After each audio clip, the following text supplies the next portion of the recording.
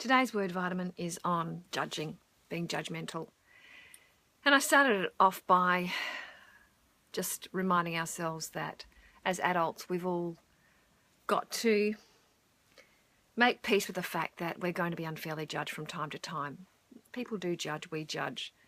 However, judging the judgment is where it boomerangs back on us, because we all have preferences, you know, in behaviour, in style, in taste, in morality. We all have our own preferences, and somebody just made a comment on the site today to replace judgment with discernment, and I think that's also a great word to replace it with. And another one I suggest is replacing judgment with curiosity, because people are different. And I just had a really interesting conversation. My sons and their girlfriends came over, and we were having a really interesting conversation about swear words and what they were in my day. You know, the word shit was a really bad word in my day, and bloody. I mean, even to say hell or shut up was a big deal.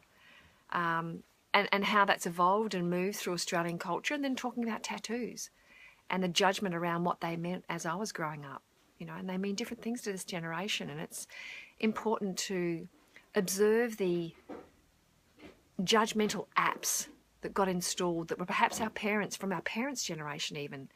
And it was interesting, I often watch my judgmental apps start to open up and play out, and I think having an open mind and an open heart allows us to self-observe without judging ourselves for judging, and just owning the fact that that information was installed in our psyche. But it doesn't mean that we have to go along with it, or it doesn't mean we can't change our minds. So I think the most important thing I often sort of say with personality traits and morality choices, the human heart has its own palate, you know, and we all individuate, we've all got preferences. Similarly too, if we all went along to a smorgasbord lunch, we'd all choose something different to eat and different quantities of what we'd want to eat. Now, I personally wouldn't choose offal. And I've probably used this analogy before, but my husband would sit down to, you know, to kidneys and love them.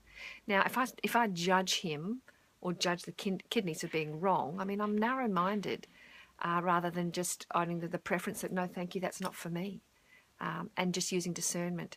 And when there are things, and we all know when we travel to foreign countries, you know, sometimes just to have some curiosity just because something looks different or sounds weird on a menu, opening our minds and our hearts to be curious, to try new things and to try new conversations and to try and consider new perspectives. And I often find that it's easy for generations, you know, 20 years older than me and me with generations 20 years younger to go, well, you know, in my day and when we were young, this is what we thought and this is what we did. And it's every generation's responsibility to evolve further and to wake up the generation before. So today's word vitamin invites us to have a look at if we're judging ourselves for judging and judging others for judging, and rather if we replace right or wrong with being curious and discerning, we can live and let live a bit gentler.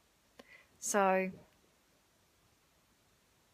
being kinder and more compassionate about our differences, open-hearted and open-minded, just takes us all into a better state of connection. And we learn and we grow. Anyway, some food for thought there. Mwah. Lots of love. I'll be back tomorrow. See ya.